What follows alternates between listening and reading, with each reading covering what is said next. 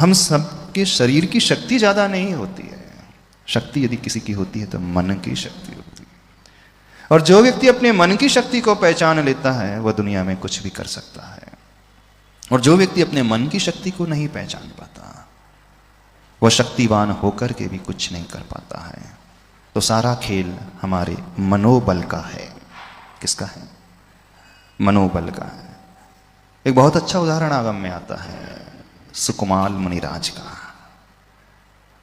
सुकुमाल मुनिराज का नाम सुना है? वज्र वृषभ नाराज जिनका सहनन था, उत्तम सहनन। वज्र जैसे जिनकी हड्डियां थी, वज्र जैसे जिनकी कीलित हड्डियां कीलित की गई थी, वज्र का ही जिनका वेष्टन था, ऐसा मजबूत शरीर। लेकिन जिन्हें सूर्य की रोशनी भी चुभती थी, दीपक की लौ भी जिनकी आंखों से पानी बहा देती थी। हाँ, जमीन पे पैर रखते थे तो कंकड़ चुभ जाता था। कंकड़ तो छोड़ दो, आचार्य भगवान कहते थे खीरे का नाम भी ले लेते तो जिन्हें जुकाम हो जाता था। जो भोजन भी कैसे करते थे?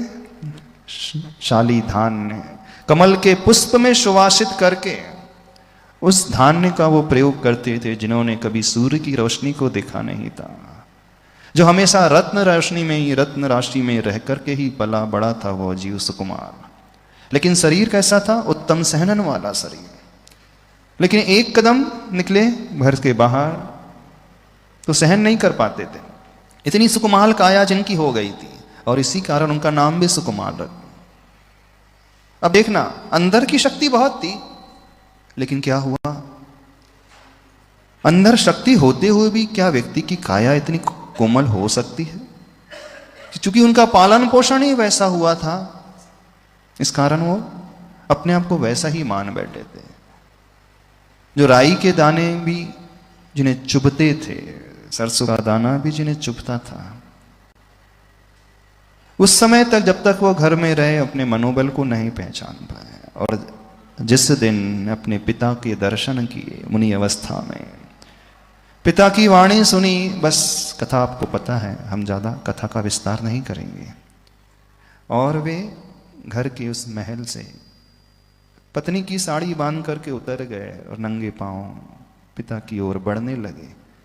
नंगे पांव क्या बढ़े, जहां जहां कदम रखते थे वहीं खून के निशान छूटते चले गए।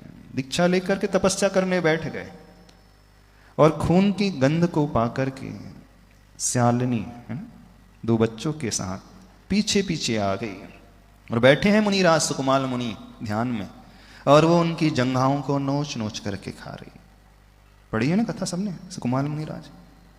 अब जो सुकुमाल घर में दीपक की लौ को नहीं देख सकते थे, वही सुकुमार ध्यान से डिगे नहीं, जबकि श्यालिनी अपने युगल बच्चों सहित उनके पैर के